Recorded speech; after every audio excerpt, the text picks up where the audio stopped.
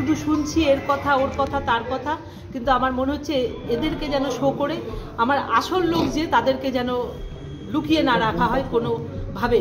দিদির কাছে আমার যা বক্তব্য আমি সেটা বলবো, আমি কি মনে করছি, আমার কি মনে হচ্ছে, আমি কি শুনতে পাচ্ছি, কি জানতে পারছি, আমি সমস্ত কিছু দিদিকে জানাবো। মালদার তৃণমূল কাউন্সিলর দুলাল সরকারের খুনের ঘটনায় এখনো পর্যন্ত 5 জনকে গ্রেপ্তার করেছে পুলিশ। অধরা এখনো 2। পুলিশ সূত্রে খবর, এই 2 অভিযুক্ত ইংরেজ বাজারের বাসিন্দা। অভিযুক্তদের মধ্যে একজন রেলওয়ে ব্যারাক কলোনির বাসিন্দা কৃষ্ণ রজক ওরফে রোহন, অন্যজন মহানন্দাপল্লীর বাসিন্দা বাবলু যাদব। এই 2 অভিযুক্তের ছবি প্রকাশ করে খোঁজ চেয়ে 2 লক্ষ টাকা করে পুরস্কার ঘোষণা করেছে মালদা জেলা পুলিশ। এরই মধ্যে প্রয়াত তৃণমূল নেতা স্ত্রী চৈতালি সরকারের বক্তব্যে নতুন করে উঠছে প্রশ্ন, আসল চক্রীকে কি আড়াল করা হচ্ছে? দেখুন, আমার তো কিছু বলার নেই। যা করবেন আমাদের প্রশাসন করবে, পুলিশ করবে, এবং আমার দলকে আমি আবেদন রেখেছি, তাদের ওপরে ছেড়ে দিয়েছি এই মুহূর্তে। আমি আগে তার কাজটা করে উঠি, তারপর বাকি জিনিস আমি বোঝার চেষ্টা করব। আমি শুধু শুনছি এর কথা ওর কথা তার কথা, কিন্তু আমার মনে হচ্ছে এদেরকে যেন শো করে আমার আসল লোক যে তাদেরকে যেন লুকিয়ে না রাখা হয় কোনোভাবে, সেটা যেন দেখে পুলিশ, আর আপনারাও যেন দেখেন। আমি সেই আবেদন আপনাদের সবার কাছে রাখছি। এই বাবলু যাদব এটা কি চেনা ছবি আছে কোনোভাবে? বাবলু যাদবকে চিনতেন আপনি দিদি? আমি এই মুহূর্তে কাউকে মনে করতে পারছি না।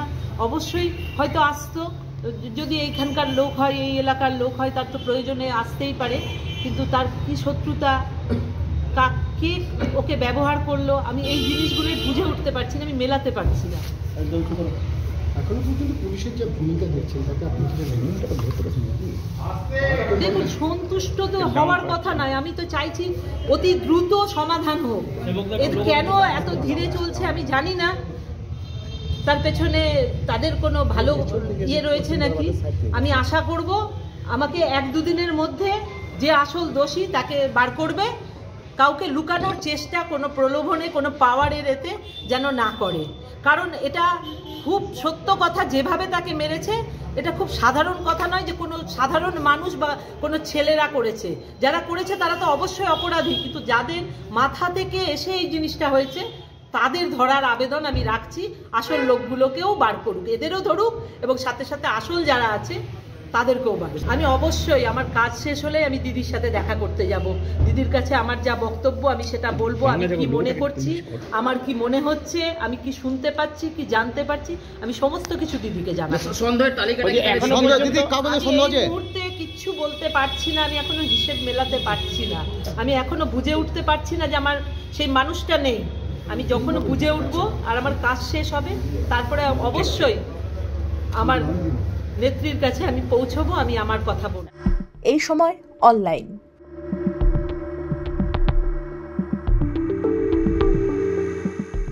ফলো করুন এইসময়.com। আপডেটেড ভিডিও স্টোরির জন্য সাবস্ক্রাইব করুন আমাদের ইউটিউব চ্যানেল।